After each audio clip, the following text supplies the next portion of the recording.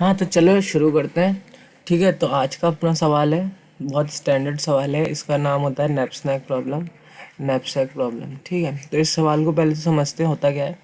मान लो तुम्हारे पास चार आइटम दे रखे हैं, चार आइटम दे रखे हैं, 0 1 2 3, ये इंडेक्सिंग कर दी मैंने, ठीक है। जो ज़ीरो था आइटम है उसका, उसके साथ एसोसिएटेड वेट 3 है, उसका प्रॉफिट 2 है।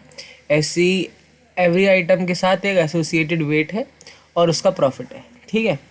और हमें क्या है, एक बैग दे रखा है, हमें एक बैग दे रखा है जिसकी कुछ कैपेसिटी है, जिसकी कुछ कैपेसिटी है, ठीक है। तो तुम उसमें उसमें जितने सामान डालोगे उनका जो टोटल वेट है या तो कैपेसिटी से बराबर होना चाहिए या लेस देन होना चाहिए, ठीक है। तो हमें ये करना है और ऐसे करना है कि ताकि जो हमारा प्रॉफिट है, जो प्रॉफिट है वो मैक्सिमम हो, मैक्सिमम हो, ठीक है। और हमें बताना है कि जो मैक्सिमम प्रॉफिट होगा वो हमारा आंसर होगा, वो हमें रिटर्न करना है, ठीक है। तो ये हमारा सवाल है। तो देखते हैं यार इसको कैसे कर सकते हैं, ठीक है। तो देखो, सबसे पहले तो अपन बिल्कुल बेसिक अप्रोच लगाते हैं। अपने पास इस वेट के लिए क्या ऑप्शन है, इस वेट के लिए क्या ऑप्शन है, या तो इसे हम बैग में इंक्लूड करें या तो नहीं करें, या तो करें या तो नहीं करें। तो हमारे पास क्या है, अगर इंक्लूड नहीं करते, अगर इंक्लूड नहीं करते तो बैग की कैपेसिटी कितनी रहेगी 8, और प्रॉफिट कितना रहेगा 0, प्रॉफिट कितना रहेगा 0। अगर मान लो इंक्लूड कर लेते, अगर इंक्लूड कर लेते, ठीक है, तो कैपेसिटी कितनी रह जाती 8 - 3 5, ठीक है। और प्रॉफिट कितना हो जाता 2, प्रॉफिट कितना हो जाता 2, ठीक है। अब क्या होता, फिर इसके बाद हमारे पास दो केसेस होते। अब हम इस आइटम पे आते हैं, इस वाले आइटम पे। तो इसके पास भी हमारे पास दो केसेस होते, या तो मैं इंक्लूड करूं या नहीं करूं। अगर मैं नहीं करता तो ये कितना रहता 8,0 ही रहता, ठीक है। और इस, अगर मैं इसको इंक्लूड नहीं करता, अगर मैं इसको इंक्लूड करता तो अब मेरा वेट कितना हो जाता, मेरा वेट हो जाता 4 और प्रॉफिट कितना हो जाता 3, ठीक है। अब इस केस में देख लेते हैं, इस केस में क्या होगा, अगर मैं इंक्लूड नहीं करूँ इस आइटम को तो ये इंटैक्ट ही रहेगा, ये इंटैक्ट रहेगा, ठीक है।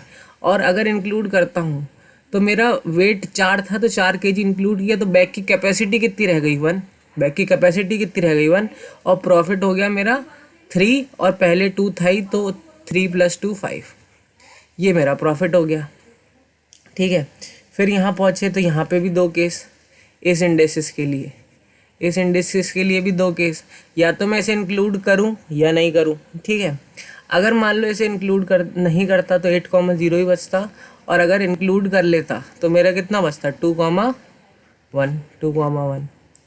अब देखो, इस वेट को यहाँ मैं इंक्लूड कर ही नहीं सकता, इस वेट को यहाँ मैं इंक्लूड कर नहीं सकता क्योंकि बैग की कैपेसिटी कितनी है 4, और तुम्हें वेट कितना डालना है 6, तो तुम ये पॉसिबल ही नहीं है, ठीक है। तो यहाँ तुम्हारे पास कोई पॉसिबल नहीं है, तुम्हें यहाँ पे एक्सक्लूड करना ही पड़ेगा, ठीक है।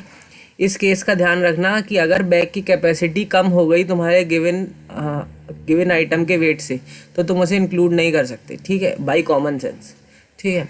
अब 5,2 था तो 5 तुम्हारी कैपेसिटी थी, अब मुझे वेट कितना इंक्लूड करना है 6, तो 6 को तो मैं इंक्लूड कर ही नहीं सकता, ठीक है। तो इंक्लूड कर ही नहीं सकता तो मुझे एक्सक्लूड करना पड़ेगा, ये भी रह जाएगा 5,2, ठीक है। अब 1,5 था, अब वेट कितना ऐड करना है 6, तो मैं कर नहीं सकता, तो यहाँ पे भी कितना रह जाएगा 1,5, यहाँ पे भी 1,5 रह जाएगा, ठीक है। अब आइटम कितना था 5,4, जिसका वेट है 5 और प्रॉफिट है 4, ठीक है। अब मुझे अगर इसे इंक्लूड करना है, अगर मुझे इसे इंक्लूड करना है तो यहाँ क्या होगा, तो देखो 5,4 था तो इसे यहाँ मैं इंक्लूड कर सकता हूँ, तो ये कितना हो जाएगा। अगर मैं इंक्लूड नहीं करता तो ये यही रहता, अगर मैं इसे इंक्लूड कर लेता, अगर मैं इसे इंक्लूड कर लेता तो वेट कितना रह जाता 3, और प्रॉफिट हो जाता तुम्हारा 4, क्योंकि 8 कैपेसिटी थी, 5 वेट माइनस करी तो कैपेसिटी रह गई 3 और प्रॉफिट हो गया 4। यहाँ मैं इंक्लूड कर नहीं सकता क्योंकि वेट ही ज़्यादा है कैपेसिटी से, ठीक है। यहाँ भी इंक्लूजन नहीं होगा, ठीक है। यहाँ देखते हैं, यहाँ इंक्लूजन हो सकता है, हाँ यार यहाँ इंक्लूजन हो सकता है क्योंकि कैपेसिटी कितनी है 5, जो तुम वेट डाल रहे हो वो कितना है 5, तो तुम यहाँ डाल सकते हो, तो ये कितना हो जाएगा 0,6, 0,6, क्योंकि 2 पहले से ही प्रॉफिट था, अब तुमने 4 और डाल दिया तो प्रॉफिट हो गया 6। यहाँ तुम इंक्लूड कर नहीं सकते, यहाँ तुम इंक्लूड कर नहीं सकते, ठीक है।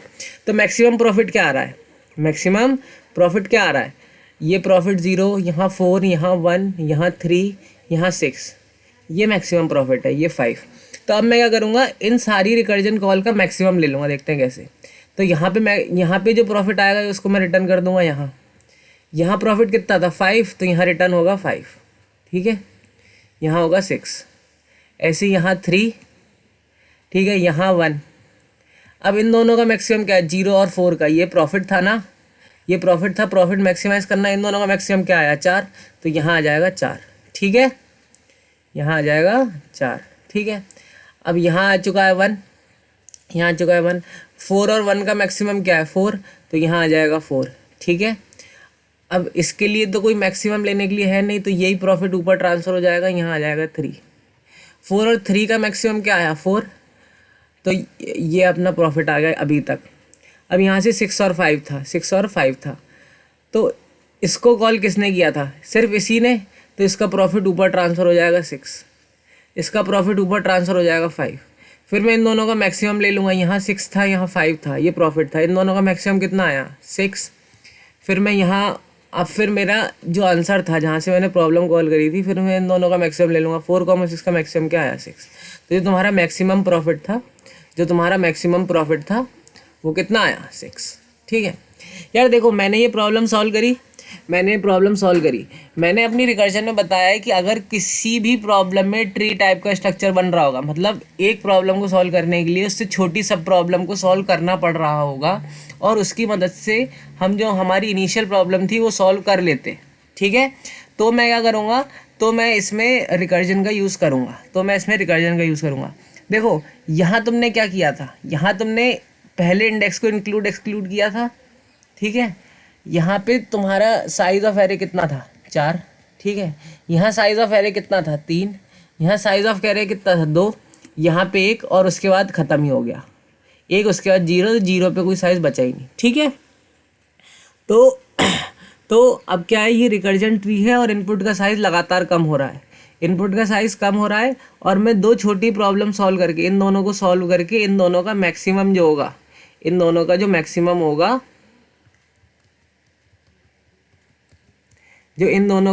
होगा, इसका और इसका, ठीक है, उस आंसर को मैं यहाँ रिटर्न कर दूंगा, तो मैं 2 छोटी प्रॉब्लम से अपनी बड़ी प्रॉब्लम सॉल्व कर पा रहा हूँ, तो मैं इसमें क्या यूज़ करूँगा, रिकर्जन यूज़ करूँगा, ठीक है। तो रिकर्जन आप देखते हैं कैसे होता है। तो देखो, अपन को क्या रिटर्न करना है, प्रॉफिट रिटर्न करना है, ठीक है। तो प्रॉफिट रिटर्न करने का, तो प्रॉफिट इंटीजर टाइप का होगा, तो मैं लिखूँगा इंट, ठीक है। अब फंक्शन तुम्हारा नैप है, तो मैं नैप लिख लेता हूँ, KS लिख लेता हूँ, ताकि थोड़ा क्लियर रहे, मतलब दिखे साफ, है ना। अब मुझे क्या क्या चाहिए, मैं जिस इंडेक्स पे हूँ तो मैं ले लेता हूँ इंट इंडेक्स। अब मुझे जहाँ जाना है, इंट इंडेक्स, है ना। अब मुझे एक एरे लेनी पड़ेगी इंट ARR, जो मेरा एसोसिएटेड प्रॉफिट है, जो एसोसिएटेड वेट है, तो इसका नाम दे देता हूँ मैं वेट, इंट वेट, ठीक है। और एक देनी पड़ेगी इंट प्रॉफिट वाली एरे भी तो लेनी पड़ेगी, ठीक है। अब मैं क्या कह रहा हूँ कि अगर मेरा इंडेक्स ठीक है बराबर हो गया वेट डॉट साइज़ के, ठीक है, तो इसका मतलब मेरे पास कोई एलिमेंट नहीं बचे, तो मेरा प्रॉफिट अब उससे आगे कितना होगा, रिटर्न 0। तो मैं कह देता हूँ मेरा प्रॉफिट कुछ नहीं होगा, मैं इसलिए रिटर्न 0 कर दिया, ठीक है। अगर मेरा इंडेक्स वेट डॉट साइज़ के बराबर हो गया, ठीक है। अब मेरे पास 2 चॉइसेस दम है, अब एक कैपेसिटी भी होगी यहाँ पे एक मैं और पैरामीटर दे देता हूँ कैपेसिटी कि अभी हमारी करंट कैपेसिटी कितनी है, ठीक है, करंट कैपेसिटी कितनी है। तो देखो, अगर इफ़ कैपेसिटी जो है वो ग्रेटर है, मतलब जो प्रेजेंट वेट में जितना तुम वज़न भर सकते हो, अगर वो तुम्हारे वेट ऑफ इंडेक्सेस से ज़्यादा है या बराबर है, तो तुम्हारे पास 2 ऑप्शन है कि या तो इसे इंक्लूड करो या तो मत करो, ठीक है। अगर मैं इंक्लूड करता हूँ तो कैसे कॉल करूँगा, इंडेक्स को इंक्रीमेंट कर दूँगा, वेट एरे वही रहेगी, प्रॉफिट एरे भी वही रहेगी। कैपेसिटी मेरी कम हो जाएगी, कितनी कम हो जाएगी, जितना मैंने वेट इंक्लूड किया, तो capacity minus weight that I have included in my bag, ठीक है। तो कैपेसिटी हो जाएगी कम। अब कैपेसिटी कम कर दिया इसका प्रॉफिट, तो plus P of index, P of index, ठीक है। ये आ गया मेरा अगर मैंने इंक्लूड किया। अगर मैंने एक्सक्लूड किया तो मेरे पास क्या होगा, मुझे कुछ नहीं करना पड़ेगा, बस इंडेक्स का इंक्रीमेंट करना पड़ेगा, प्रॉफिट कुछ होगा नहीं, है ना, और कैपेसिटी भी कुछ डिक्रीज होगी नहीं क्योंकि तुमने वेट को एक्सक्लूड कर दिया, ठीक है। ये तो तब होगा अगर कैपेसिटी तुम्हारी बड़ी है जिस आइटम पे हो उससे, ठीक है, उस आइटम के वेट से। अगर ऐसा नहीं है, अगर ऐसा नहीं है तो तुम्हारे पास कोई ऑप्शन नहीं है, तुम्हारे पास कोई ऑप्शन नहीं है, तो तुम्हें क्या करना पड़ेगा, बाय डिफ़ॉल्ट एक्सक्लूड करना पड़ेगा। बाय डिफ़ॉल्ट एक्सक्लूड करना पड़ेगा तो मैं लिख दूंगा रिटर्न के एस ऑफ इंडेक्स प्लस 1,